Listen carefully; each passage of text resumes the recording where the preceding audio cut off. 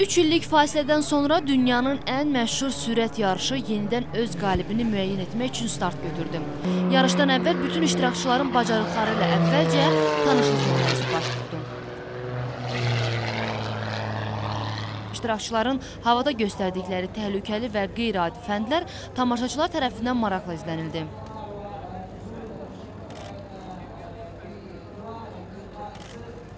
Təbii ki, yarışçılarla tanış olmaya bilməzdik.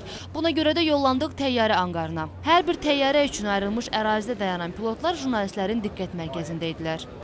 Əgər sən həqiqətən də təhlükəli hərəkətlər etmək istəyirsənsə, doğrudan da yaxşı pilot olmalısan və hər şey yaxşı təcrübədə mükəmməlləşə bilər. Təyyarələrə kənar şəxslərin minməsi qadağı olsa da, pilotu yola gətirməyi bacardım. Dünyanın müxtəlif ölkələrindən 12 komanda iştirak edəcək və hər bir kəs qalibiyyət uğrunda mübarizə aparacaq və demək olar ki, hamı hazır vəziyyətdədir və hər kəs onların möhtəşəm şoularını gözləyir. Mən də gördüyünüz kimi bu kaskanı geyinməklə təqribən onlara bənzəmək istəsəm də, amma mən də inanmıram nəsə bir şey alsın, çünki doğrudan da çox çətindir burada oturmaq və bu cür təyyarəni idarə etmək. Maraqlısı odur ki, yarışda yaş məhdudiyyəti yoxdur. İştirakçılar arasında artıq illərini bu yarışa sərf edənlər də var. Mən hal-hazırda Red Bull Air Race'in ən yaşlı iştirakçısının yanındayam. Onun 58 yaşı var, Macardır, adı da Peter'dır. Görəsən, o bu yaşda özünü bu yarışlarda iştirak etmək üçün necə hazır hiss edir? Hello, Peter.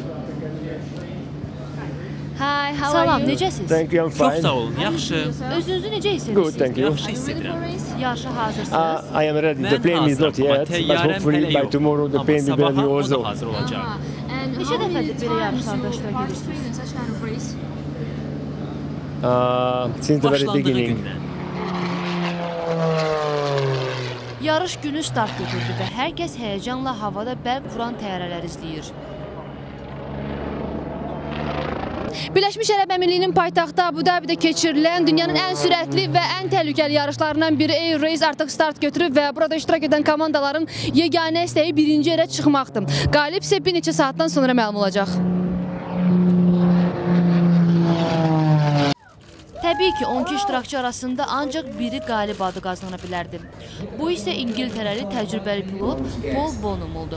Mətbuat konferansında havada göstərdiyi fəndlərdən danışan Paul qalibiyyət sevincini bizimlə paylaşdı. Birinci yer çox gözəldir. Bütün komandanla buna hazırlaşırsan. Növbəti illərdə də yüksək pillədə olmağa çalışacaq.